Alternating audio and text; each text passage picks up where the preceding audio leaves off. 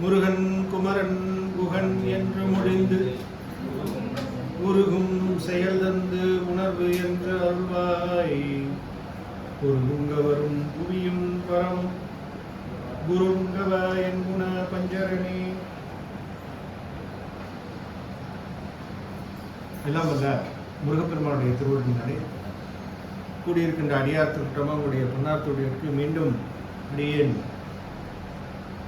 மனம் மொழி மெய்களால் வணங்கி மெய்கண்ட தேவநாயனார் அருளி செய்த சிவஞான போதம் என்ற அருள்ஞான நூலினை தொடர்ந்து சிந்திக்க திருவருள் கூட்டியிருக்கிறது. அந்த வகையிலே சிவஞான போதத்திலே இரண்டாம் சூத்திரம் பாச உண்மை என்று சொல்லக்கூடிய பாச உண்மையை நிலை நிறுத்துவதற்காக அருளி செய்யப்பட்ட சூத்திரமாகவும், இந்த சூத்திரத்திற்கு கருத்துரையாக நம்முடைய மெய்கண்ட தேவநாயனார் இச்சூத்திரம் என் முதலிற்றோ எனின் புனர்வுற்பவம் வருமாறு முதலிற்று வருமாறு உணர்த்துதல் முதலிற்று என்பதாக அருளி செய்திருக்கிறார். மணிவாசக பெருமான் புனர்வுற்பவத்தையும் முதல் உற்பவத்தையும் இரண்டை இணைத்து திருச்சதகத்திலே குறிப்பிட்டு காட்டுகின்றார். அது ஒரு செய்தி சிவஞான முனிவரே பாடியத்திலே காட்டுகின்றார். விச்சதின்றியே விளைவு செய்குவாய் விண்ணும் மன்னகம் முழுதும் யாவையும் வச்சு வாங்குவாய் என்று குறிப்பிடுகின்ற அந்த திருச்சதக பாடல் 96. அந்த பாடலிலே குறிப்பிடுகின்றார். அப்ப விச்சதின்றியே விளைவு செய்குவாய் என்பது முதல் உற்பவத்தையும், விண்ணகம் மண்ணும் முழுதும் யாவையும் வச்சு வாங்குவாய் என்பது புனர் உற்பவத்தையும் உணர்த்துமாறு முதலிற்று என்று சிவஞான முனிவர் குறிப்பிடுறார். அப்ப அது முதல் உற்பவம். நம்ம அந்த திருவாசக பாடலை எத்தனை முறை படிச்சிருப்போம், எத்தனை முறை நம்ம தொகுதி இருப்போம், நமக்கு அந்த கருத்து வரல. ஆனால் சிவஞான முனிவருக்கு அந்த கருத்து தோன்றுகின்றது. அவங்க ஞானி இல்லையா, அவங்க திருவாசகம் படிக்கிறதுக்கும் அவங்க திருவாசகம் பார்க்கறதுக்கும் நம்ம பார்க்கறதுக்கும் வேறுபாடு. அவர் பார்த்த உடனே சொல்றார், விச்சதின்றியே விளைவு செய்குவாய் விண்ணகம் மண்ணும் முழுதும் யாவையும் வச்சு வாங்குவாய்னார். வச்சு வாங்கிறது, நகையை கொஞ்ச நாள் வைக்கிறது, என்னது அழகா வைக்கிறது, அப்புறம் மீட்கிறது. இது புனர் உற்பவம். முதல் உற்பவம் எப்படின்னா விச்சது இன்றியே விளைவு செய்குவாய். விச்சதின்றியே விளைவு செய்வாய்னா என்ன பொருள்? விச்சதின்றியே விளைவு செய்குவாய்னா விச்சிதா விதை, விதை இல்லாமலேயே என்ன செய்யறாரு? விளைத்தலை செய்கிறது. அப்ப வினை இல்லாமல் உடல் எப்படி வந்தது? முதல்ல இந்த ஆன்மாவிற்கு கேவலம் என்ற நிலையில இருக்கிற ஆன்மா, கேவல நிலையில இருக்கிற இந்த ஆன்மா ஆணவ மலத்தோடு மட்டும் இருக்கிற இந்த ஆன்மாவிற்கு வினையே செய்யல. ஆனா வினை செய்யாமல் எப்படி உடல் வந்தது இல்லையா? நம்முடைய உடல் என்பது என்னது? வினை போகமே தேகம் கண்டாய். போயிடுச்சுன்னா ஒரு நிமிஷம் கூட இங்க நிக்காது. வினை கழிஞ்சிருச்சுன்னா அந்த தேகம் நிக்காது. அந்த வினை கழிகிற வரையிலும் தான் தேகம் இருக்கும். எவ்வளவு வினை அப்படின்னு கணக்கு இருக்கு. பேட்டரி பர்சன்டேஜ் குறையிற மாதிரி குறைஞ்சிட்டே வரும். ஃபுல் சார்ஜ் 100% வந்து பிறக்கும் போது இப்போ எவ்வளோல நிற்குதுன்னு தெரியல. ஏன்னா திருப்பி ரீசார்ஜ் பண்ணுறது அடுத்த பிறவியில் தான், இதே பிறவியில் ரீசார்ஜ் பண்ணுறது. அப்போ இந்த வினை வந்து இந்த பிராரத்த வினை 100% எடுத்துகிட்டு வந்திருக்கோம். இந்த எதுலேருந்து 100% இருக்கிற கொட்டி கொட்டி கிடக்கிறதுலேருந்து ஒரு போர்ஷன் அதில் 100%. இப்போ இந்த இது எடுத்துகிட்டு வந்த இந்த வினையை அனுபவிக்கின்ற நிலையில் இதை அனுபவிக்கும் போது நாம் என்ன பண்ணுறோம்? மீண்டும் வினையை கூட்டுறோம். இந்த உடலை கொண்டு வினையை அனுபவிக்கிற நாம் மனமொழி மெய்களினாலே மீண்டும் வினையை அதிகமாக இங்கே சேர்க்கிறோம். திருப்பி வினையினால் பிறப்பு, பிறப்பினால் வினை, வினையினால் பிறப்பு, இதுதான் புனர்வுற்பவம். மீண்டும் பிறவி, வினைக்கேற்ற பிறவி, திருப்பி அந்த பிறவியில் வினை செய்கிறது, அந்த வினைக்கேற்ற இப்படியே அந்த சைக்கிள் இருக்கு. ஆனால் முதல்ல இந்த உயிருக்கு உடல் எப்படி வந்தது? வெரி ஃபஸ்ட்டு அனாதி காலத்தில் ஆணவ மலத்தோடு மட்டும் இருக்கும்போது இதுக்கு சுவாமி இதுக்கு எப்படி உடலை கொடுத்திருப்பார்? வினையே செய்யாததுக்கு எப்படி உடம்பு வரும் அப்படின்னா அதுதான் விச்சது இன்றியே விளைவு செய்குவாய் அப்படின்னா பெருமான் கருணையோடு நமக்கு ஒரு உடம்பு கொடுத்தார். அந்த உடம்புக்கு சூக்கும உடம்பு அப்படின்னு. இந்த சூக்கும உடம்பு இருக்க இது எல்லா உயிர்களுக்கும் காமனா போட்டு விட்டார். என்னது? எல்லா உயிர்களுக்கும் காமன். அதனாலதான் அதுக்கு பிறப்பு ஒக்கும் எல்லா உயிர்க்கும்னு சொல்றாரு. அப்ப பிறப்பு ஒக்கும் எல்லா உயிர்க்கும்னா இறைவனால் கொடுக்கப்பட்ட சூக்கும உடம்பு இருக்க அந்த உடம்பு எல்லாருக்கும் பொது. அதை கொடுத்த உடனேயே சூக்கும உடம்பு என்ன காம்போசிஷன் பார்க்கணும். சூக்கும உடம்புனோட காம்போசிஷன் என்ன? எதனால் ஆக்கப்பட்டது சூக்கும உடம்பு? புரி அட்ட காயம். அதுக்கு புரியட்ட காயம்னு பேர். சூக்கும உடம்பு, புரியட்ட காயம், இதெல்லாம் அதனுடைய டெர்மினாலஜி.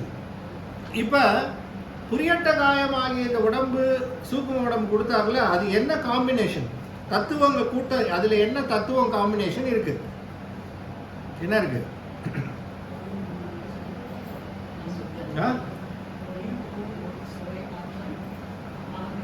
மனம், புத்தி, ஆத்மா. 8 தன்மாத்திரை என்று சொல்லக்கூடிய சுவை, ஒளி, ஊறு, ஓசை, நாற்றம் என்ற 5 பிளஸ் அந்த கர்ணத்துல 3 சித்தத்தை தவிர 3 மனம், புத்தி, அகங்காரம். இப்ப 5 + 3 எத்தனை ஆச்சு? இந்த காம்பினேஷன் தான் சூக்கும உடம்பு. இந்த சூக்கும உடம்பு முத்தி காலம் வரையிலும் இந்த சூக்கும உடம்பு நம்ம கிட்ட இருக்கும், தொடரும். எத்தனை காலம் வரணும்? முத்தி காலம் வரையிலும் இதை கேரி பண்ணிட்டு போகணும். அப்ப இந்த சூக்கும உடம்பு என்று சொல்லக்கூடிய இந்த சூக்கும உடம்பு தான் நாம் கனவிலே நம்மை காணுகின்ற உடம்பு. நாமே கனவுல பார்க்குறோம்ல, நாமே துரத்துது, ஓடுது, உட்காருது, பேசுது, எல்லாத்தையும் நாம் பார்க்குற இந்த உடம்பு, கனவிலே நாம் காணுகின்ற இந்த உடம்பிற்கு சூக்கும உடம்பு தான் நம்ம கனவுல காணுகின்றோம். அப்படி இந்த இதுல சுவை, ஒளி, ஊறு, ஓசை, நாற்றமாகிய 5 தன்மாத்திரையோடு இந்த சூக்கும உடம்புல ஒரு முக்கியமான ஒரு தத்துவம் என்னன்னா மனம் என்ற தத்துவம் அங்க இருக்கு. என்ன கொடுத்துட்டாரு? மனத்தை கொடுத்துட்டார். ஃபர்ஸ்ட் உயிருக்கு, உடம்பே இல்லாத இந்த உயிருக்கு முதல்ல அவர் இந்த சூக்கும சரீரத்தை மாட்டி விட்ட உடனேயே என்ன மாட்டினோடனே அதுக்கு ஃபர்ஸ்ட் ரியாக்ஷன் எப்படி ஆகுதுன்னா, மனம் என்று சொல்லக்கூடிய மனம் கிடைச்சிச்சு. மனம் கிடைத்த உடனேயே என்ன ஆகும்? மனம் கிடைச்ச உடனே என்ன ஆகும்? சென்று பற்றும் கருவி, அது ஓகே. மனத்தினுடைய சித்தம் இல்லைங்க. மனம் கொடுத்தவனே என்ன ஆகும் அப்படின்னா விருப்பு வெறுப்பு உண்டாகும். ஏன்னா கவுண்ட் எப்படி ஆகும்னா நல்வினை தீவினை கவுண்ட் தான் ஃபர்ஸ்ட் அந்த விருப்பு வெறுப்புல இருந்து தான் ஆரம்பிக்கும். விருப்பு வெறுப்பு ஆரம்பிச்சிருச்சுன்னா மனம் ஒன்றை விரும்புதலும் மனம் ஒன்றை வெறுத்தலும், அதுதான் மனத்துக்கு வெரி ஃபர்ஸ்ட் ஆக்ஷன். அது என்ன ஆகுதுன்னு கேட்டீங்கன்னா, ஒவ்வொரு உயிரினுடைய ஆன்மாவினுடைய அறிவு பக்குவத்திற்கு ஏற்ப இந்த விருப்பு வெறுப்பு நிகழும். அவருக்கு என்ன அக்கௌண்ட் ஓபன் பண்ணோம், அவ்வளவுதான், மேட்ரு முடிஞ்சுது. இந்த அக்கௌண்ட்டை ஓபன் பண்ணோடனே ஏறுது பாருங்க. வாரன் பஃபட் அக்கௌண்ட் மாதிரியும் இவர் அக்கௌண்ட் மாதிரி சும்மா சரசரன்னு கவலையே இல்லை. இதுக்கு எத்தனை உடம்பு வேணா கொடுக்கலாம்ப்பா. இந்த ஒரு ஃபர்ஸ்ட் உடம்பு, இத்தனோண்டு உடம்பு, சூப்பர் உடம்பு, அவரியட்ட காயத்தை தூக்கி அப்படி போட்ட உடனே விருப்பு வெறுப்பு ஆரம்பிச்சு அது என்ன ஆகுது, சும்மா மூட்டையா எனக்கு எவ்வளோ பெரிய உடம்பு கொடுத்தாலும் தகுன்ற அளவுக்கு வினையை சேர்க்குது. ஸோ இப்போ அவருக்கு பிரச்சனை இல்லை. அதனால சுவாமி முதல்ல அவர் கொடுக்கின்ற அந்த சூக்கும உடம்பு இருக்கு, அது விச்சதின்றிய விளைவு செய்குவாய் அப்படின்னு அதை சொல்லியும், மின்னகம் மண்ணும் முழுதும் யாவையும் வைச்சு வாங்குவாய் என்பது புனர்வுற்பவத்தையும் சுவாமி குறிப்பிடுகின்றார் என்ற அந்த குறிப்பை நாம் முதலாக வைத்து, அவையேயாய் தானேயாய் அவையே தானேயாய், இதுல இந்த அவையே தானேயாய் என்று சொல்லக்கூடிய இந்த ஒரு சொல்லை முன் பின்னாக கூட்டுதல் அப்படிங்கிற முறையில வைக்கிறார். மெய்கண்டாருக்கு என்னன்னா, மெய்கண்டார் சொன்னது என்னன்னா அவையே தானேயாய் தான் சொல்றார். அவர் அவையேயாய் தானேயாய் அவையே தானேயாய் அப்படிங்கிறதெல்லாம் நம்ம எலிமெண்டரி ஸ்கூலுக்கு தகுந்த மாதிரி நம்ம மாற்றிக்கிட்டது. அவர் பாயிண்ட் பிளாங்கா சூத்திரத்தில் என்ன சொல்றாருன்னா அவையே தானேயாய் அப்படின்னு நினைக்கிறார். இப்போ இதை புரிந்து கொள்வதற்காக நாம் என்ன பண்ணுறோம், அவையே தானேயாய் நிற்கின்ற கடவுள் அவையேயாய் நிற்கிறான், தானேயாய் நிற்கிறான், அவையே தானேயாய் நிற்கிறான் அப்படின்னு நம்ம பிரிக்கிறோம். ஸோ அந்த லெவலில் இப்போ என்ன ஆகுதுன்னு கேட்டிங்கன்னா, இந்த மூன்று நிலை, ஒன்றாய் இருத்தல், வேறாய் இருத்தல், உடனாய் இருத்தல் என்ற அந்த மூன்று நிலை உயிர்களோடு இறைவன் சம்பந்தப்பட்டு நிற்றது. ஏன்னா அதுதான் இப்போ அடுத்ததாக சொல்றார். நிமித்த காரணனாகி அவன் இந்த உயிருக்கு என்ன சம்பந்தம் அப்படின்னா, அப்பா இந்த உயிருக்கு அவன் அத்துவித சம்பந்தம் உடையவன். அவன் இந்த உயிரோடு எப்படி இருக்கிறான்னா ஒன்றாய் இருக்கிறான், வேறாய் இருக்கிறான், உடனாய் இருக்கிறான் அப்படிங்கிற அந்த சம்பந்தத்தை முதல்ல சொல்றாரு. இது எதோட சம்பந்தம் வச்சிருக்கு? எதோட சம்பந்தம் வச்சிருக்கு? நம்ம வச்சிருக்கிற சம்பந்தம் ஒன்று அனுபந்தம், இன்னொன்று சம்பந்தம். ரெண்டு பந்தம், ஒன்று அனுபந்தம், இன்னொன்று சம்பந்தம். சம்பந்தம் என்பது மாயையோடு வைத்திருக்கின்ற சம்பந்தம். நமக்கு இருக்கக்கூடிய சம்பந்தம் உயிருக்கும் மாயைக்கு இருக்கிறது என்னது? சம்பந்தம். உயிருக்கும் கண்மமலமாகிய வினைக்கு இருக்கக்கூடிய சம்பந்தம் அனுபந்தம். தொடர்ச்சியா வந்துகிட்டே இருக்கும், அது அனுபந்தம். அதனாலதான் சம்பந்தின்னு பேர் வந்தது. மாயையில நம்மளை மாட்டி ஒரு ஆளுக்கு பேர் சம்பந்தி. அந்த ஆள் வந்ததுனால தான் கூட ஒன்று வருது, அதுக்கு கூட ஒன்று வருது. இப்படி எல்லாம் வர்றதுக்கு ரீசன் என்னன்னா, சம்பந்தமே மாயையில தான் தொடங்குது. அப்போ மாயையோடு சேர்ந்து நம்மை பிணித்து மாயையோடு கட்டி மாயையில விளையாட விடுறாரு. அப்ப இறைவனுடைய அந்த நிலை அதை சொல்ல வருகின்ற பொழுது, இப்ப இந்த சூத்திரத்துல எழுவாய் எதுன்னு சொல்லிட்டீங்க. எது எழுவாய்? தெளிவா இருக்காங்க. அந்தம் ஆதி என்று சொல்லக்கூடியதுல அந்தம் என்பதே எழுவாய், அதையே எடுத்துக்கலாம். அந்தம் என்று சொல்லக்கூடிய அந்தம் அவையேயாய் நிற்கும், அந்தம் தானேயாய் நிற்கும், அந்தம் அவையே தானேயாய் நிற்கும் அப்படின்னு சொல்லிட்டு, இப்ப ரெண்டு இலக்கண குறிப்பு, ரொம்ப அற்புதமான குறிப்பு சுவாமி சிவஞான சுவாமிகள் சொல்றாரு. இன் என்று சொல்லக்கூடிய அந்த வேற்றுமை உருபு இன்,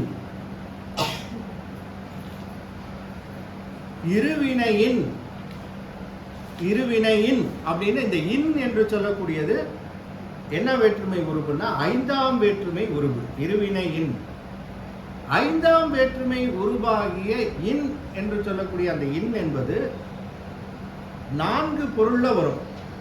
இன் என்பது எத்தனை பொருள்ல வரும்? 4 பொருள். ஒன்று ஒப்பு பொருள், இரண்டாவது உரட்சி பொருள், மூன்றாவது நீங்கற் பொருள், நான்காவது ஏது பொருள். 4ஆம் வேற்றுமை உருபு இன் என்பது ஒப்பு பொருள், உரட்சி பொருள், நீங்கற் பொருள், ஏது பொருள்.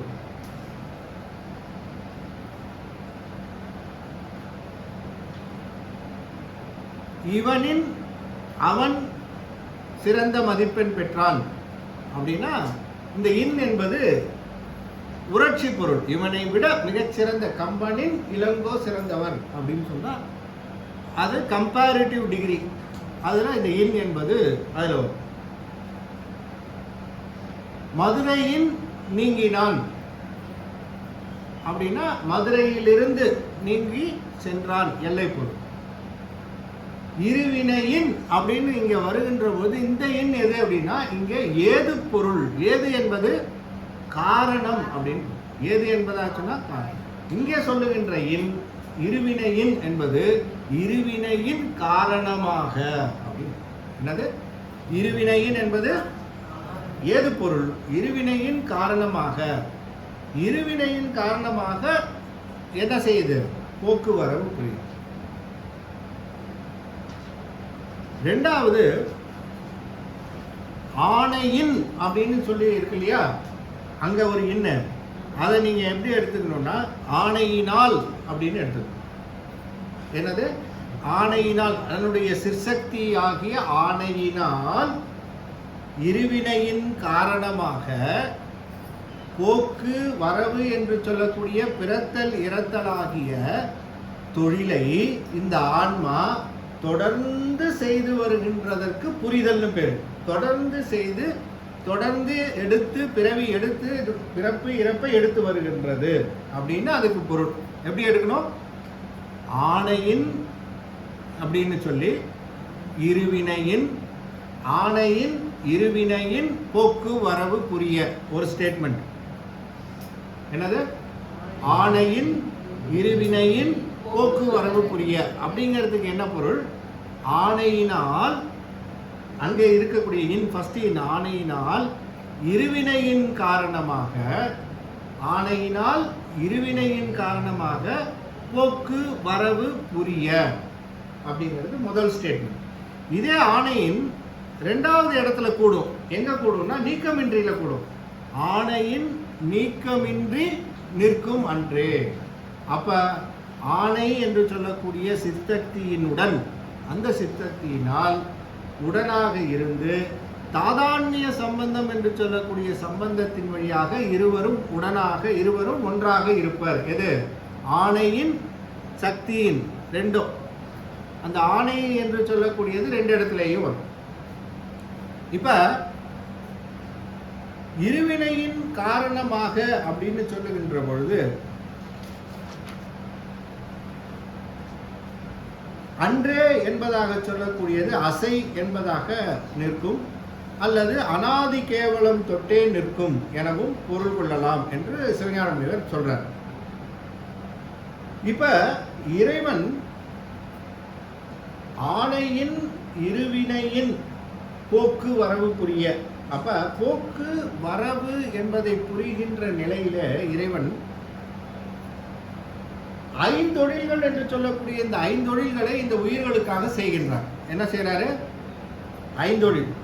அப்ப அந்த ஐந்தொழில் செய்வதைத்தான் இங்கே ஆணையின் போக்கு இருவினையின் போக்கு வரவு புரிய. அப்ப இறைவன் செய்கின்ற அந்த அந்த இறைவன் எப்படிப்பட்ட தன்மையாளன் அப்படின்னு சொன்னா அந்த இறைவனுடைய பொது இயல்பை இங்க சொல்றார். அந்த இறைவன் எப்படிப்பட்ட தன்மையை உடையவன்? ஏன்னா இது பொது அதிகாரம் இல்லையா? அவன் எப்படிப்பட்டவன்? இந்த உயிர்களோடு ஒன்றாய் இருக்கிறான், வேறாய் இருக்கிறான், உடனாய் இருக்கிறான். இந்த உயிர்களினுடைய வினைக்கு ஏற்ப பிறப்பு இறப்புகளிலே ஈடுபடுத்தி ஐந்தொழில்கள் செய்கின்றான். என்ன செய்யறாரு? ஐந்தொழில்கள் இயற்றுவது இறைவனுடைய பொது இயல்பு. இறைவனுடைய பொது இயல்பு என்ன? ஐந்தொழில்கள் இயற்று. அப்படி இந்த ஐந்தொழிலை இயற்றுகின்ற இறைவன்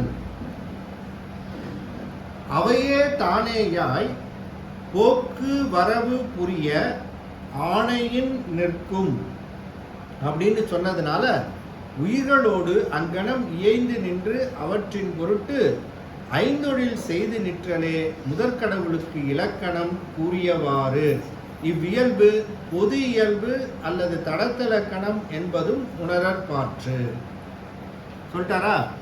இது பொது இயல்பு அல்லது இறைவனுடைய தடத்த லட்சணம், அவருடைய பொது இயல்பு என்ன? ஐந்தொழில் செய்தல். இந்த ஐந்தொழில் செய்தல்ல ரொம்ப முக்கியமான ஒரு குறிப்பு இங்கே முனிவர் இங்கே எடுத்து வைக்கிறார்.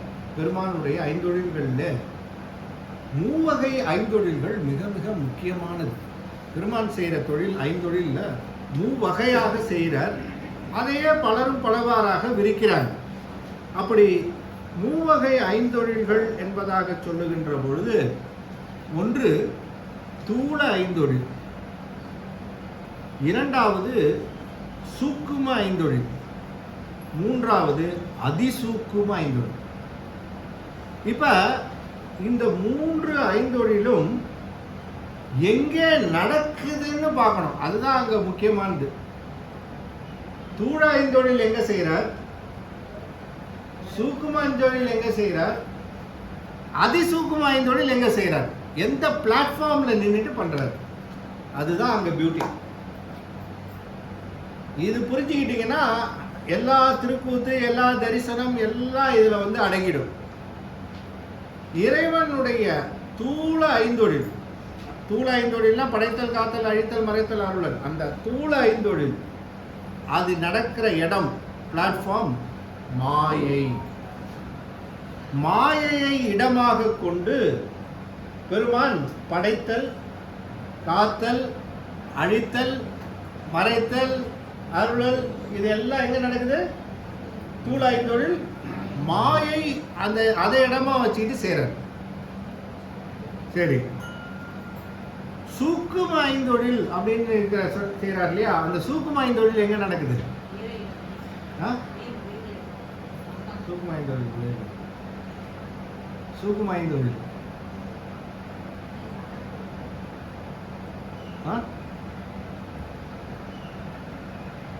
சூக்கும ஐந்தொழில், சூக்கும ஐந்தொழில் எங்க நடக்குது, நல்லா யோசிச்சு சொல்லுங்க.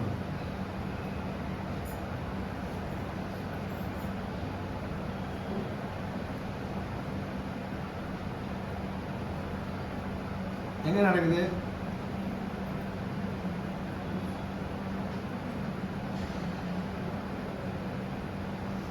எங்க நடந்தா எனக்கு என்ன சார் நடக்குது, அது பாட்டுக்கு நடந்துட்டு போகுது. இதுல என்ன ஐந்தொழில எங்க நடக்குது, எங்க இதுல ரொம்ப சுருக்கமான விஷயங்கள் இருக்கு. இது இப்ப தெரியாது, பின்னாடி வரப்போற சூத்திரங்களுக்கு அடிப்படையும் பேசிக் நாலேஜ் இது.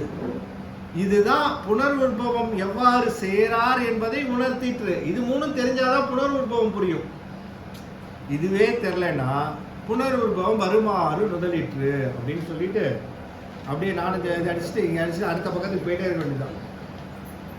இதுல ரொம்ப ரொம்ப ரொம்ப அது முனிவர் சொல்றார்.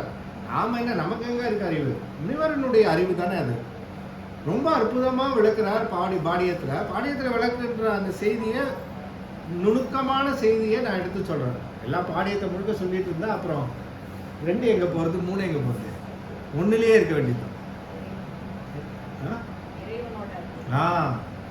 இறைவனுடைய அறிவில் நிகழ்வது எது, சூக்கும ஐந்தொழில். இறைவனுடைய அறிவில் அது எப்ப நடக்கும்,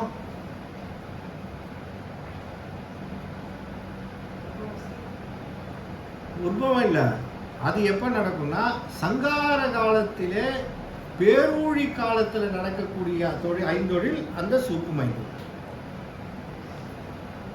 எல்லா உயிரையும் ஒடுக்கிட்டார். பேரூழி காலத்துல எல்லாம் ஒடுங்கிடுச்சு, நேரத்துல தண்டை எதுவுமே கிடையாது. அப்ப செய்யற ஐந்தொழில் அதுதான் நள்ளிருளில் நட்டம் பயின்றாடும் நாதன். அந்த ஐந்தொழில் தான் எது, சூக்கும ஐந்தொழில். அங்க ஆடிட்டு இருக்காரு.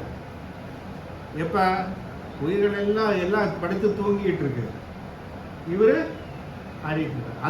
அந்த இதுதான், அதை தான் அங்க மாணிக்கவாசகர் அங்கு குறிப்பிடுகின்ற போது நள்ளிருளில் நட்டம் பயின்ற ஆடுதல் என்பது சூக்கும ஐந்தொழில். தூள ஐந்தொழில் எங்க இருக்கு, இல்ல திருவாசகர் அதே ஆக்குவாய் காப்பாய் அழிப்பாய், அது ரைட்டு. அந்த கூத்து தில்லையுள் கூத்தனே தென்பாண்டி நாட்டானே, அது தூள ஐந்தொழில். தில்லையில நடக்கக்கூடிய தொழில் ஐந்தொழில் தூள ஐந்தொழில். அது படைத்தல், காத்தல், அழித்தல், மறுத்தல், அது தில்லையில நடக்குது. ஆனா நள்ளிருளில் நட்டம் பயின்ற ஆடுதல் சூக்கும ஐந்தொழில். தூள ஐந்தொழிலையும் சொல்லி சூக்கும ஐந்தொழிலையும் சிவபுராணத்துல அங்கேயே சொல்லிட்டார். இப்ப சேலஞ்ச் என்னன்னா, இப்ப அடுத்தது அதிசூக்கும ஐந்தொழில். அது எங்க நடக்குதுன்னு சொல்லி அதுக்கு போலாம் ரெஃபரன்ஸ்க்கு. முதல்ல அது எங்க நடக்குதுன்னு தெரியணும்ல. தூள ஐந்தொழில் நடப்பது மாயை, சூக்கும ஐந்தொழில் நடப்பது இறைவனுடைய அறிவில், அதிசூக்கும ஐந்தொழில் நடப்பது எங்க? மூணாவது எங்க? உயிரினுடைய அறிவில்.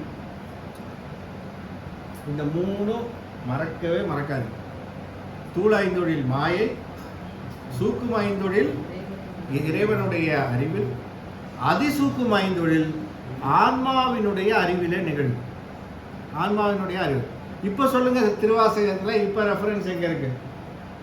நள்ளிருளில் நட்டம் பயின்றாடும் நாதனே சூக்கும ஐந்தொழில், தில்லையுட் கூத்தனே தென்பாண்டி நாட்டானே தில்லையுள் கூத்து அது தூள ஐந்தொழில், அதிசூக்கும ஐந்தொழில் எங்க இருக்கு?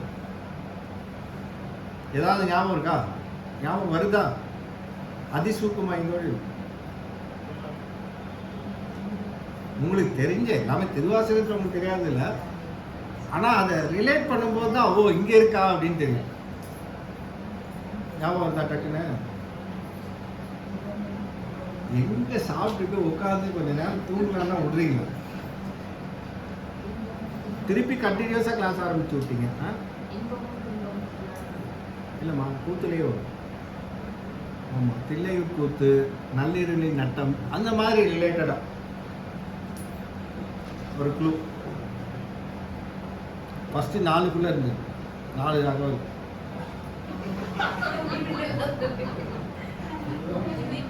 இல்லை, நீங்கள் எப்படியே சொல்லிட்டு இருந்தீங்கன்னா அவர் எங்க 3வது சூத்திரம் 4வது சூத்திரம் சொல்லிட்டு இருக்காரு. 2வது சூத்திரம் தாண்டதே பெரிய விஷயம். அறிவே போற்றி, போற்றி இல்ல, தில்லையுட் கூத்தனே அது தூள ஐந்தொழில், நள்ளிருளின் நட்டம் சூக்கும ஐந்தொழில். அப்ப கூத்து வருதா? புடிச்சிட்டீங்களா? இப்படியே சொல்லி சொல்லி நான் தில்லை மூதூர் ஆடிய திருவடி பல் உயிர் எல்லாம். அப்ப பல்லுயிர்கள் எல்லாம் ஆன்மாக்களினுடைய அறிவிலே அது கூத்து, அது அதிசூக்கும ஐந்தொழில். இவ்வளவு நாளா படிச்சிருக்கோமே, தில்லை மூதூர் ஆடிய திருவடி பல்லுயிர் எல்லாம் பயணம் என்பது அதிசூக்கும ஐந்தொழில்னு நமக்கு எப்ப தெரியுது? சிவஞான முனிவர் சொன்னதுக்கு அப்புறம் தான் தெரியும். அப்ப இந்த அதிசூக்கும ஐந்தொழில் நம்மளுடைய அறிவிலே நிகழ்ந்து கொண்டே இருக்கிறது. இப்ப பாருங்க, தூள ஐந்தொழில், சூக்கும ஐந்தொழில், அதிசூக்கும ஐந்தொழில். இப்ப ஆர்டர் சொல்றேன், இந்த மூணுத்தினுடைய தொழிலினுடைய ஆர்டர் எப்படி வருது? ஏன்னா புனர் உற்பவம் வருமானு முதலிட்டுங்கிறதுனால புனர்வுற்பவத்துக்கு தகுந்தாற் போல கூத்து ஆர்டர் எப்படி இருக்கணும்னா, முதல்ல சூக்கும ஐந்தொழில், முதல்ல சூக்கும ஐந்தொழில், 2வது என்ன ஐந்தொழில்? தூள ஐந்தொழில், 3வது இது அதிசூக்கும ஐந்தொழில். இது ஆர்டர். இப்ப என்ன நடக்குதுன்னா, சூக்கும ஐந்தொழில்ல பெருமானுடைய அறிவிலே நிகழ்கின்ற அது அனைத்தும் பிளானிங். படுத்துட்டு இருக்கிற அத்தனை உயிர், தூங்கிட்டு இருக்கிற அத்தனை உயிரையும் பார்த்து இதை எப்படி தேத்தலாம், எப்படி உலகத்தை படைக்கலாம், எப்படிலாம் கொடுக்கலாம், என்ன ஜூஸ் கொடுக்கலாம், என்ன ஆப்பிள் கொடுக்கலாம், என்ன ஆரஞ்சு கொடுக்கலாம் அப்படின்னு இந்த டோட்டல் பிளானிங் அப்படி அத்தனையும் பெருமானுடைய அறிவுல அங்க நிகழ்ந்துட்டு இருக்கும். எப்ப? பேரூழி காலத்துல எல்லாத்தையும் ஒடுக்கி தன் இடத்துல வச்சுக்கிட்டு அத்தனையும் ஒரு இடத்துல ஒரு எல்லாம் தூங்கிட்டு இருக்குன்னு வச்சுங்க, பெருமான் தாய் போல இருந்து அந்த உயிர்கள் மீது கொண்ட கருணையில இது அடுத்த புனர் உற்பவத்துல இது வெளியில வந்தா இதுக்கு எப்படி உலகத்தை படைச்சு கொடுத்தா இதுக்கு சரியா இருக்கும்ன்ற பிளானிங் நடக்கிறது சூக்கும ஐந்தொழில். இந்த டோட்டல் சூக்கும ஐந்தொழில்னா உடனே படைத்தல் காத்தல்னு ஒரு மம்மட்டி எடுத்துட்டு போறது இல்லை. நீங்க படைத்தல் காத்தல் அழித்தல் மறைத்தல்னு கலோக்கியலா நீங்க அந்த மாதிரி திங்க் பண்ணி படைத்தல் காத்தல் அழித்தல் எடுத்துட்டு வரக்கூடாது. படைத்த அந்த ஐந்தொழில் என்பது இறைவனுடைய அறிவிலே நிகழ்கின்ற ஒரு ஆற்றல், அது ஒரு பிளானிங், அதுதான் அங்க ஐந்தொழில். இதுல எங்க படைத்தல் இருக்கு? இதுல யாரை காக்கிறார், யாரை அழிக்கிறார், இல்ல யாரை மறைக்கிறார், அப்படி வரக்கூடாது. அப்ப இறைவன் தன்னுடைய முதல்ல பிளானிங் பண்ணணும். ஒரு சயின்டிஸ்ட் ஒரு உருவாக்கணும் ஒரு ப்ராடக்ட்னா ஃபர்ஸ்ட் அந்த ப்ராடக்ட் எங்க உருவாகும்? அவர் பிரெயின்ல ஃபர்ஸ்ட் உருவாகும். ஒரு படம் நல்லா எடுக்கணும்னு சொன்னா ஃபர்ஸ்ட் யார் மனசுல அந்த படம் ஃபர்ஸ்ட் ஓடும்? டைரக்டர் உள்ளத்துல ஃபர்ஸ்ட் சீன்ல இருந்து லாஸ்ட் சீன் வரலாம் அவருடைய உள்ளத்துல அவர் பார்த்த படத்தை தான் நம்ம பார்ப்போம் ரெண்டாவது தடவை. இறைவன் பார்த்த படத்தை ரெண்டாவது தடவை நம்ம பார்க்கறது தான் தூளாய்ந்தொழில். ஃபர்ஸ்ட் தடவை சிவபெருமான் பார்த்தது சூக்குமாய்ந்தொழில், ரெண்டாவது தடவை எடுத்துட்டு வர்றது தான் தூளாய்ந்தொழில். இந்த ஃபுல் பிளானிங் இறைவன் இந்த உலக பிளான் இல்லாம அவரே பண்றது இல்லை. நாம் எப்படி இருக்கோம்? ஒரு பிளானே இல்லாம எக்ஸிக்யூட் பண்ணிட்டோம். அப்ப இந்த பிளானிங் அண்ட் எக்ஸிகியூஷன், பிளானிங் வந்துட்டு சூக்குமைந்தொழில், எக்ஸிகியூஷன் வந்துட்டு தூளாய்ந்தொழில். பிளான் பண்ணதெல்லாம் வெளியில கொண்டு வரணும்ல. இது நினைச்சோமே, இது எடுத்துட்டு வரணுமே இந்த ஆன்மாவுக்கு.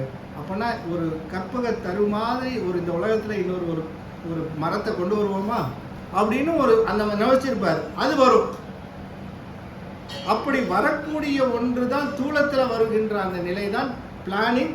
தூள அந்த சூக்குமாய்ந்தொழில், எக்ஸிகியூஷன் தான் எது தூளை.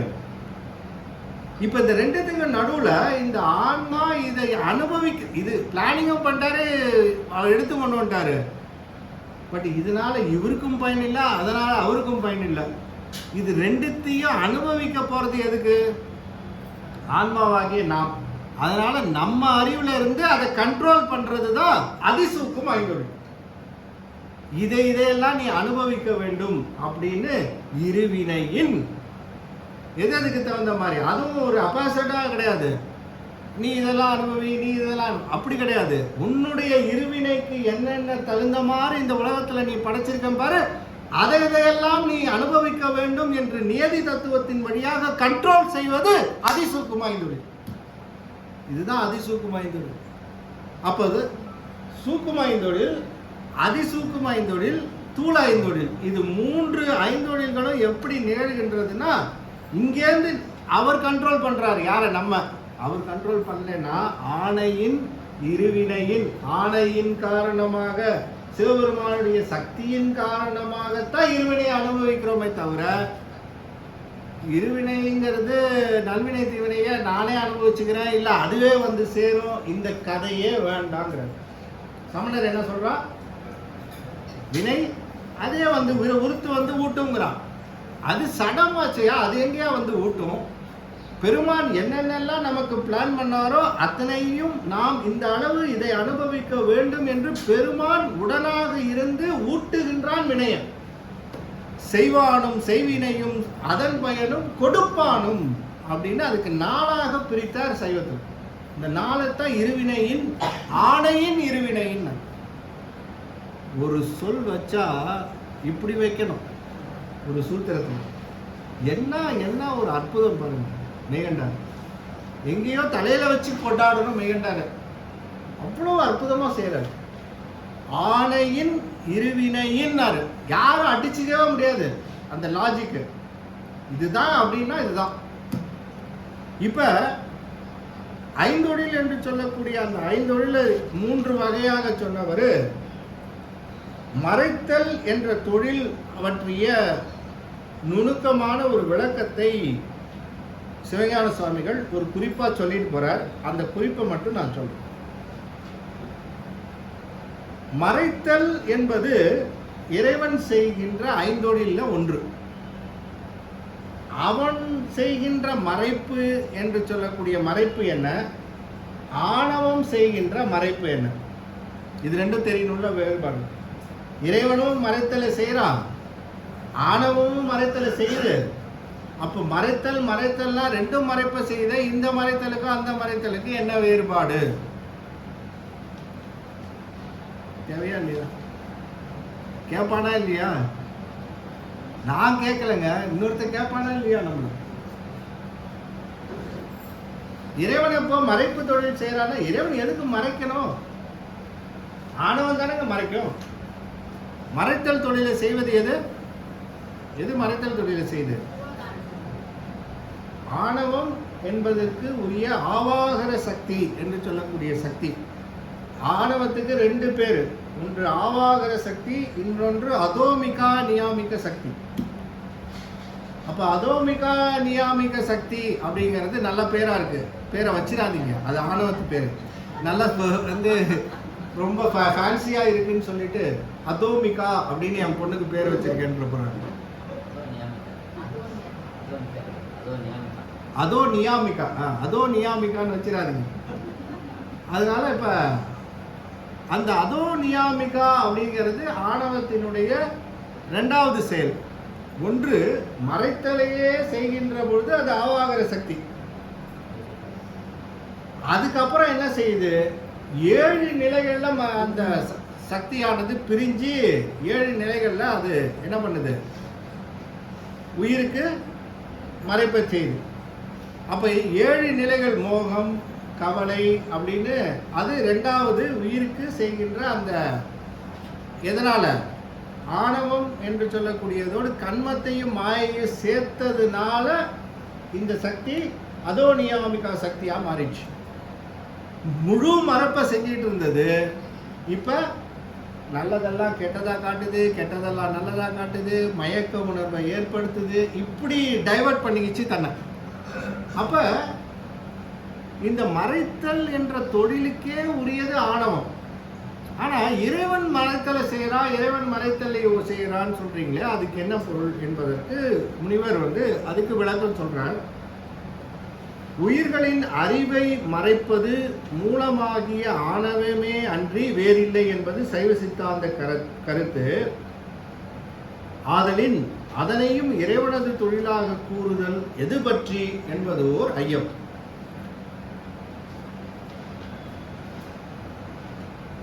இதுக்கு ஆணவமலம் பற்றிய ஒரு பெரிய ஒரு விளக்கத்தை செஞ்சு அதுக்கப்புறம் சொல்றார். அதனால அதை இப்ப நேரம் இல்லாதனால அதை விட்டுட்டு கடைசியில மட்டும் அந்த குறிப்பை மட்டும் சொல்றேன். எனவே மறைத்தலாவது மலங்களின் வழி நின்று அவை தம் தம் காரியங்களை செய்ய ஏவுதலே மறைத்தல் என்னும் தொழிலாகும். எது மறைத்தல் என்னும் தொழிலுக்கு என்ன சொல்றாரு? மலங்களின் வழி நின்று அவைங்கிறது எது? உயிர்களாகிய அவை தம் தம் காரியங்களை செய்ய ஏவுதலே மறைத்தல் என்னும் தொழில். அதனால இங்கே மறைத்தல்னு சொன்னா திரோதான சக்தி என்பது நமக்கு நன்மையை செய்யக்கூடிய சக்தி. எதுக்கு?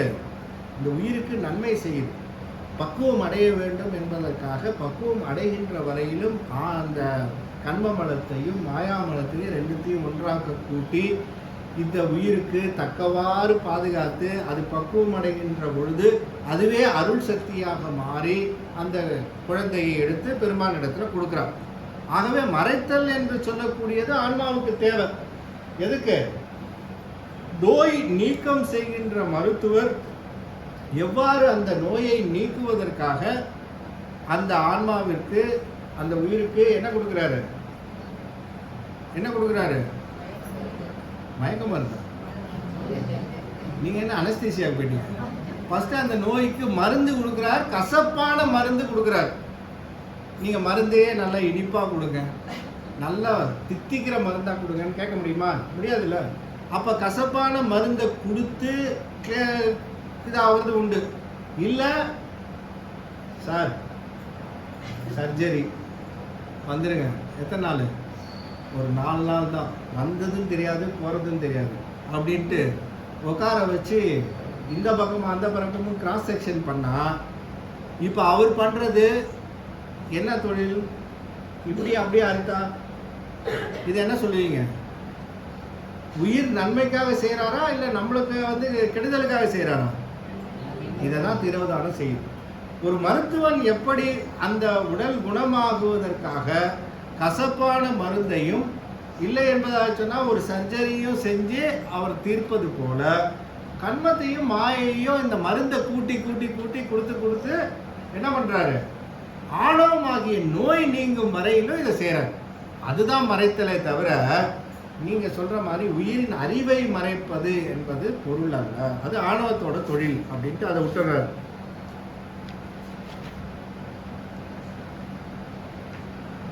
ஆணையின் இருவினையின் போக்கு வரவு புரிய. முதல்வனுக்கு அவனது ஆணை எனப்படும் சிற்சக்தியே நேரான துணை காரணம்.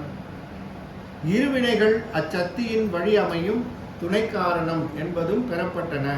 இனி வினைகள் தனித்து நில்லாது ஒன்றை பற்றியே நிற்கும் ஆதலின் வினைகள் உள என்றதானே அதற்கு பற்றுகோடாகிய பொருளும் உண்டு என்பதும் சொல்லாமலேயே அமைந்தது.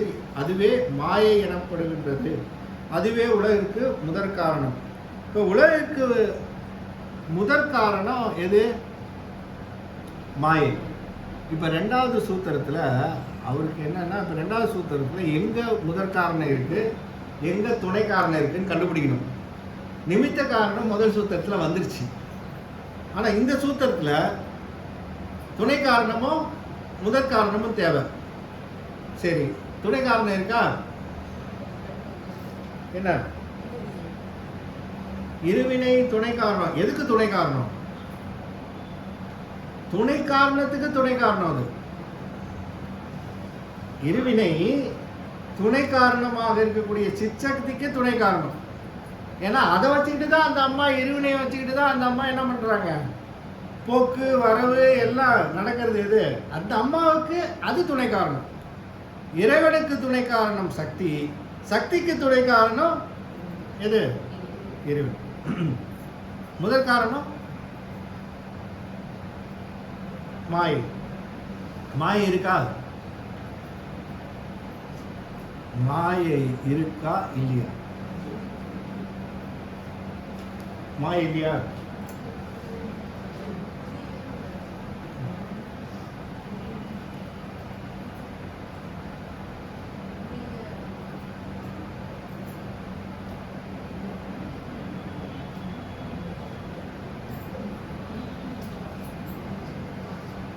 மாயை இருக்குல்ல?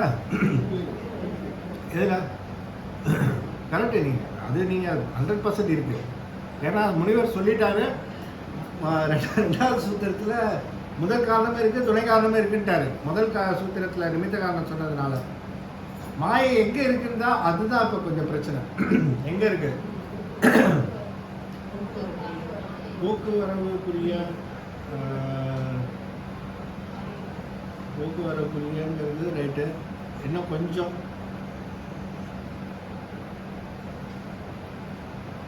நீங்க ஒண்ணு மறந்துட்டீங்க.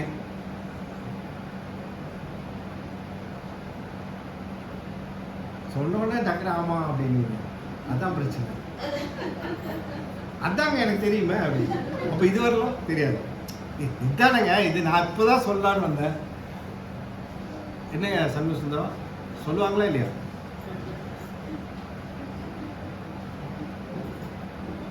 ஏங்க இருவினைக்கு எதுங்க பற்றுக்கோடு? அப்ப இருவினையை சொல்லிட்டாலே மாயை தானே இருக்கு. இருவினை மட்டும் எங்க தொங்கிட்டு நிற்கும்? இருவினை ஆகிய சடத்திற்கு பற்றுக்கோடு எது? சடம் தான். இருவினை மட்டும் நிக்கவே நிக்காது எங்கேயுமே. இருவினை ஆகிய சடத்திற்கு எது பற்றுக்கோடு? மாயை தானே. அப்ப இங்கே சொல்லப்பட்ட இருவினை என்பது எது? வினைகள் 3. வினை 3. என்னென்ன வினை? சஞ்சித வினை, பிராரத்த வினை. அதுல தெளிவா இருக்கீங்கல்ல? குழப்பமே இல்லையே. என்ன குழப்புவீங்களா? அப்ப வினை 3. சஞ்சித வினை பழவினை. ஓகே. பிராரத்த வினை அதுல இருந்து ஒருத்த வந்த ஒரு பகுதி. ஆகாமியம் இப்ப நம்ம ஈட்டுறது. சஞ்சித வினை எப்படி இருக்கும்? பாவமும் புண்ணியமா இருக்கும். சஞ்சித வினையினுடைய அங்க டெபாசிட் எப்படி இருக்கும்? பாவம் புண்ணியம். பிராரத்தம் எப்படி இருக்கும்? போஷனா இருக்கும். இல்லைங்க, என்ன அது பாவமும் புண்ணியமா இருக்கும். சஞ்சிதம். இன்பம் துன்பம் வந்து ஆகாமியம். பிராரத்த இன்ப துன்பம். பிராரத்த இன்பமும் துன்பமா இருக்கும். ஆகாமியம் ஆகாமியம் நல்வினை. அவ்வளவுதானங்க. நீங்க தெரிஞ்சதை அப்படியே எழுதிட்டு வாங்க. சஞ்சீதத்துல எப்படி இருக்கும்? புண்ணிய பாவமா சேரும். அது பிராரத்துக்கு வரும்போது இன்பமாகவும் இருக்கும், துன்பமாகவும் கழியுது. இந்த உடம்ப வச்சுக்கிட்டு என்ன பண்றோம்? இன்பத்தை அனுபவிக்கிறோம், இல்லைன்னா துன்பத்தை அனுபவிக்கிறோமா இல்லையா? அனுபவிக்கிறது அதானே. இப்போ இன்பம் துன்பம் எது? பிராரத்தம். நல்வினை இதை வச்சுக்கிட்டு நாம செய்யறது நல்வினையா தீவினையா அப்படிங்கிறது கணக்கு போடுறது அவர் தான். அது நல்வினை இது தீவினைன்னு நாம டிசைட் பண்ண முடியாது. எது நல்வினை எது தீவினை என்று அவையாய் தானேயாய் அவையே தானேயாய் இருக்கக்கூடிய சிவம் முடிவு பண்ணும். என்ன பண்ணும்? இது நல்வினை இது தீவினை கணக்கில் ஏறணும்னு. நாம நினைச்சிட்டு இருக்கிற தீவினையெல்லாம் அவர் நல்வினையில ஏற்றுவாரு. நாம நினைச்சிட்டு இருக்கிற நல்வினையெல்லாம் தீவினையில ஏறும். எதனாலன்னு நீங்க கேள்வி கேட்க முடியாது. அவர் தான் அதுக்கு. ஏன்னா நீ எதை நினைச்சு செஞ்சேன்றது முக்கியம், செய்யற காரியம் முக்கியம் இல்லை, எதை நினைச்சு செய்யறோங்கிறது முக்கியம். சித்தம் சிவமாக்கும், சித்தம் சிவமாக்கும், சித்தம் சிவமாக்கும், செய்தனவே தவமாக்கும். அப்ப எதை நினைச்சு செய்யறோமோ சித்தத்துல அதை நினைச்சு அது தவம், அந்த கணக்கு ஏறும். அது அவ்வளவு சித்தப்படும். இருவினை என்று இங்கே குறிக்கப்பட்டது எந்த வினைய? சஞ்சீதத்தையா பிராரத்தத்தையா அல்லது ஆகாமியத்தையா? இந்த இரண்டாவது சூத்திரத்திலே ஆணையின் இருவினையின் என்று குறிக்கப்பட்ட இருவினையின் என்பது சஞ்சீதமா ஆகாமியமா பிராரத்தமா? மூணு தான் இருக்கு. மூணுத்தையும் ஒருத்தர் சொல்லிடுங்க. ரொம்ப கம்ஃபர்டபுளா முடிஞ்சு போயிடும். யார் சொன்னது நீங்க எடுத்துக்கீங்க சார். நீ ஒன்று சொல்லி நான் ஒன்று சொல்றேன். இது ரொம்ப ஈஸி ஆயிடுச்சுமா. இது நாங்கள் கிளாஸ்ல பண்ணது தானே. அப்ப இது மூணுத்துல எது எது பிராரத்தமா? ஒண்ணுதான். இங்க இருவினை என்பது எதை குறிக்குது? டக்குன்னு சொல்லுங்க, மேல போனோம். இருவினையின் போக்கு வரவு அதெல்லாம் பார்க்கணும். சும்மா டக்குன்னு பிராரத்தத்தை சொல்லக்கூடாது. என்ன சொல்ல வர்றாரு? ஆணையின் இருவினையின் போக்கு வரவு புரிய. இங்கே குறிப்பிடப்பட்ட இருவினையின் என்பது புண்ணிய பாவங்களாகிய சஞ்சீதத்தை அப்படின்னு அங்க ஒரு பாயிண்ட் போட்டே ஆகணும். முக்கியமான பாயிண்டா இல்லையா? இருவினையின் என்பது இங்கே குறிக்கப்பட்டது எதா? சஞ்சீதம், புண்ணிய பாவமாகிய சஞ்சீதம். அதுக்கு தகுந்தாப்பதானே பிறப்பு வரும். அதுதானே அவர் இப்ப செய்யறாரு. இருவினையின் போக்கு வரவாகிய இதை புரிய வைக்கிறது எதுக்கு? அப்ப இருவினையின் போக்கு வரவு புரிய. சரி,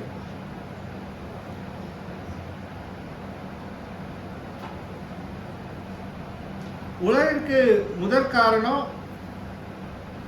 மாயை. அந்த மாயை என்பது கண்மத்தை சொன்னதுனால கண்மம் என்பது மாயை பற்றுகோடாகத்தான் இருக்கும். அப்ப சஞ்சீதமாகிய சஞ்சீதம் எதை பற்றுகோடாக கொண்டு இருக்கும்? இப்ப அடுத்த கொஸ்டின். மாயை பற்றுகோடா பண்ணிருக்கு, ரைட். சஞ்சீதம் ஆகிய புண்ணிய பாவம் எதை பற்றுகோடாக கொண்டு இருக்கும்?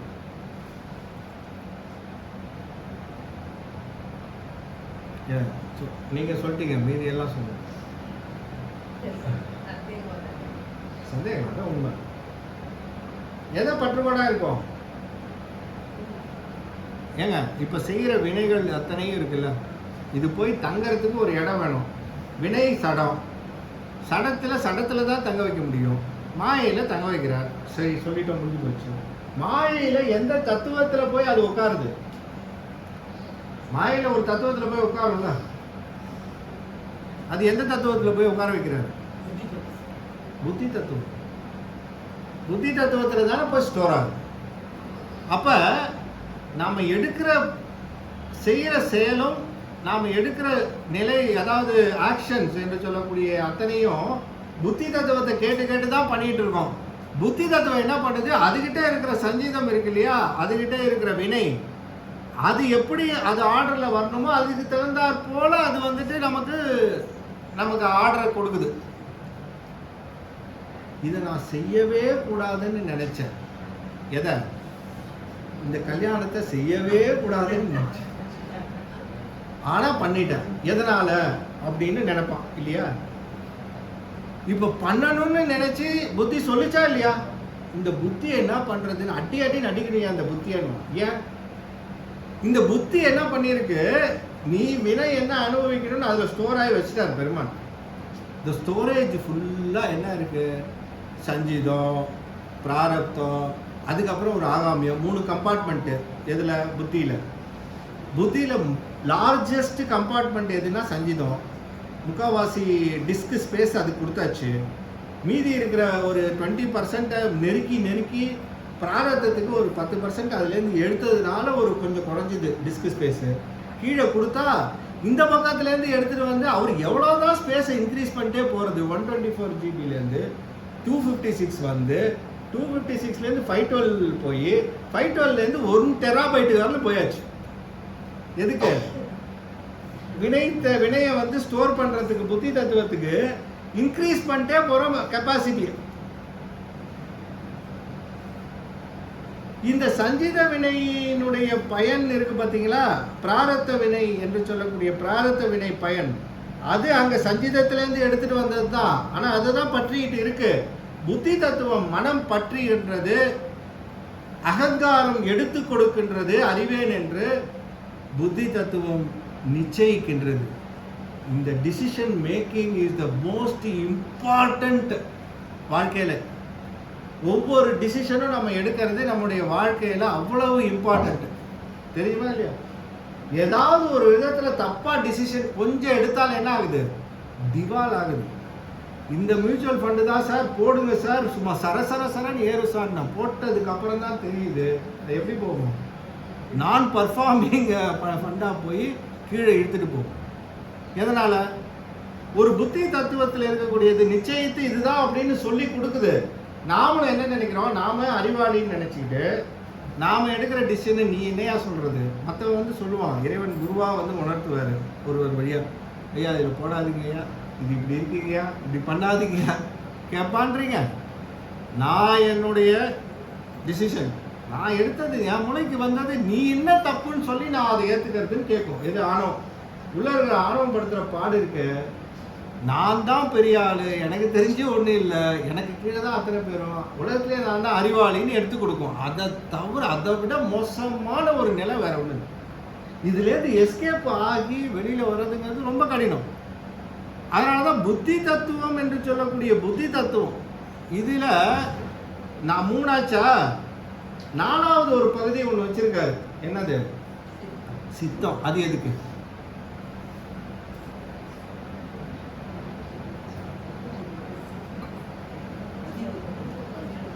அனுபவிக்கிறதுக்கு.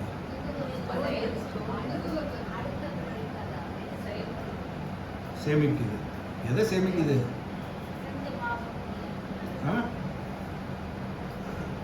சித்தம் எதுக்கு? சில பேர் சித்த சுவாதீனம் இல்லாமல் இருக்கான்றான். அப்படின்னா சித்த சுவாதீனம் இல்லாதது அப்படின்னு சொன்னாலே அதுதான் அர்த்தம். காஃபியா? காஃபின்னு கேள்விப்பட்டேன். கொஞ்சம் காதில் விழுற மாதிரி இருந்தது. இல்லை இவங்களும் அவங்களும் பேசிக்கிட்டா ஆணையின் இருவினையின் போக்குவரவு இதாக இருக்குமா அப்படின்னு சித்தக்தியின் வழியா.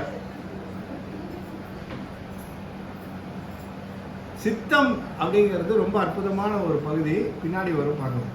இப்போ இந்த பற்றுக்கோடு இருக்கு பார்த்தீங்களா? வினையாகிய இந்த வினை மாயைய பற்றுக்கோடாக தான் இருக்கு. புத்தி தத்துவம் மாயை. புத்தி தத்துவம் எதோட டெரிவேட்டிவ்?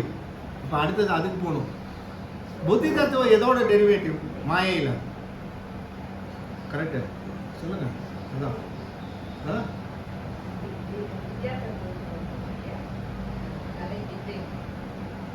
இது அகங்காரம். 3 அகங்காரம் வருது. தைசத அகங்காரம், ராசத அகங்காரம், சாத்வீகம். இதில் இந்த தைசத அகங்காரம் அப்படிங்கிறதுல தான் இந்த புத்தி மனம் அப்படி மனம் வருது. சித்தம் எதுலேருந்து வருது?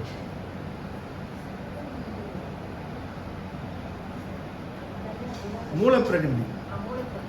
மூலப்பிரகிருதியிலேருந்து அதான் அதனுடைய டெரிவேட்டிவ். இப்போ இதை பார்த்தீங்கன்னா மனம் புத்தி அகங்காரம் எல்லாம் பார்த்தீங்கன்னா அந்த அகங்காரம் தைசத அகங்காரம் 3 அகங்காரமாக பிரியுது இல்லையா, அதுலேருந்து வருது. இப்போ இறைவன் என்று சொல்லக்கூடிய இந்த இறைவனுடைய முதற் காரணமாக அவன் நிமித்த காரணனாக இருக்கக்கூடிய அவனுக்கு மாயை என்று சொல்லுகின்ற அந்த மாயையை முதற் காரணமாக கொண்ட அந்த நிலை இந்த 2ஆம் சூத்திரத்தில் இருவினையை சொல்லி, இருவினையின் வழியாக புத்தி தத்துவத்தை சொல்லி, புத்தி தத்துவம் மாயையில் இருப்பதனாலே மாயை என்ற ஒன்று உண்டு என்பதாக மாயையை நிறுவி, அந்த மாயையும் இருவினை என்று சொல்லக்கூடிய கர்மமலம், அதுதான் அந்த கர்மம் என்று சொல்லக்கூடிய கர்மமலம். ஆக மாயாமலம் கர்மமலம், இந்த கர்மமலம் என்று சொல்லக்கூடிய கர்மமலத்தின் வழியாக இறைவன் என்ன பண்றாரு, ஐந்தொழில் புரிகின்றார். இந்த ஐந்தொழில் புரிகின்ற நிலையிலே எப்படி செய்கிறாரு, உலகத்தில் தொழில் படைத்தல் காத்தல் அழித்தல் என்று தனுகரண பூண போகங்களை படைத்தல் காத்தல் அழித்தல் செய்வதனாலே மாயேயமும் அங்கு நிறுவப்பட்டது. ஆக மாயை மாயேயம் எல்லாம் வந்துருச்சா இல்லையா? இல்லைன்றாங்க. இருவினைங்கிறதுனால கர்மமலம் வந்துருச்சு. கர்மமலம் பற்றுகோடாக இருப்பது மாயை, ஆகவே மாயை வந்துருச்சு. இறைவன் ஐந்தொழில் செய்வதனாலே அந்த ஐந்தொழில் என்பதில் படைத்தல் காத்தல் அழிப்பது என்பது பூணங்களை படைத்தல் காத்தல் அழித்தல் என்பதனால தனுகரண பூண போகம் வந்துச்சு. தனுகரண பூண போகம் என்பது மாயையில இருந்து படைக்கின்ற மாயேயம் அது இல்லையா, அதனால மாயேயமும் வந்துருச்சு. ஆக ஏகன் அநேகன் இருள் கர்மம் மாயை 2 6 இல்லையா. ஆக இந்த 2ஆம் சூத்திரத்தில் இது அத்தனையும் நிறுவுறார் நம்முடைய பெருமான் என்பதை சொல்லி, துணை காரணங்கள் எவ்வளோ வேணா இருக்கலாம். முதற் காரணம் ஒன்று தான், நிமித்த காரணம் ஒன்று தான். ஆனால் துணை காரணம் தண்டம் சக்கரம், இன்னும் ஒரு ஆளை கூட்டி வச்சுக்கிட்டு செஞ்சு நீ செய்யின்னு சொல்லி இன்னொரு ஆளையும் சேர்த்துக்கலாம். இதெல்லாம் துணை காரணம், எனக்கு ஹெல்ப் பண்ணுறேன் அப்படின்னு சொல்லி. ஆனால் நிமித்த காரணம் ஒன்று தான் இருக்க முடியும். துணை காரணத்து முதற் காரணமும் ஒன்று தான். முதற் காரணம் மாயை ஒன்று தான். என்ன, அதே மாதிரி நிமித்த காரணனாக இருக்கக்கூடிய கடவுள் அவர் ஒருத்தர் தான் அப்படிங்கிறத இந்த சூத்திரம் அமைத்து காட்டுகின்றது அப்படின்னு சொல்லிட்டு, 5 மலங்கள் என்று சொல்லக்கூடியது மலம் மாயை மாயேயம் கண்மம் திரோதம் என்ற இந்த 5ஐயும் சேர்த்து 5 மலங்களாக சொல்லுகின்ற காரணத்தினால இந்த பாச உண்மை அப்படின்னாலே மலங்கள் 3 முக்கியம், பிரைமரி. அதை 3த்தையும் நிறுவனம், அதுதான் இந்த சூத்திரத்தினுடைய கடமை. அதில் இருவினை என்பதுனால என்ன மலத்தை நிறுவினார், கண்ம மலத்தையும் அது பற்றுக்கோடாக இருக்கின்ற மாயா மலத்தையும் அதை நிறுவி, அதன் பிறகு முன்னைய சூத்திரத்தில் ஆணவ மலத்தை நிறுவிய காரணத்தினால இந்த சூத்திரத்திலே மலம் மாயை மாயையும் கண்மம் என்பதை சொல்லி, ஆணை என்று சொல்லக்கூடிய இந்த ஆணை என்பது என்ன சக்தி, சிற்சக்தி. இங்கே சொல்லிய இந்த ஆணை என்ற சிற்சக்தி இறைவனுக்கு 2ஆக நிற்கும். ஒன்று திரோதானமாக நிற்கும், இன்னொன்று அருள் சக்தியாக நிற்கும், இறைவனுடைய சக்தி. இங்கே சொல்லுகின்ற ஆணை என்ற இந்த சிற்சக்தி என்ன சக்தி, இங்க சொல்றது திரோதான சக்தி. ஆகையினால 5 மலமும் வந்துருச்சுன்றார். மலங்கள் 5ஆல் சுடர்கள் விட்டுன்றதுல இங்க சொல்லுகின்ற ஆணையின் என்று சொல்லுகின்ற இந்த சிற்சக்தி எதை குறிக்குதுன்னா இறைவனுடைய திரோதான சக்தியை குறிக்குது. ஏன்னா அந்த போக்கு வரவாகிய இந்த பிறத்தல் இறத்தல் செய்யணும்னா மறைத்திருந்து தான் அந்த அம்மா செய்கிறாங்க. ஆகையினாலே இந்த ஆணை என்பது இறைவனுடைய திரோதான சக்தியை குறிப்பிடுகின்ற காரணத்தினாலே இந்த சூத்திரம் பாச உண்மையை நிறுவியது. என்னென்னலாம் நீங்க பாசம்னு சொல்றீங்களோ 5 மலங்களையும் இந்த சூத்திரம் சொல்லுகின்றது. சொல்லுதா இல்லையா? நீங்க எஸ்ன்னு சொன்னாதான் அடுத்ததுக்கு போக முடியும். ரைட்.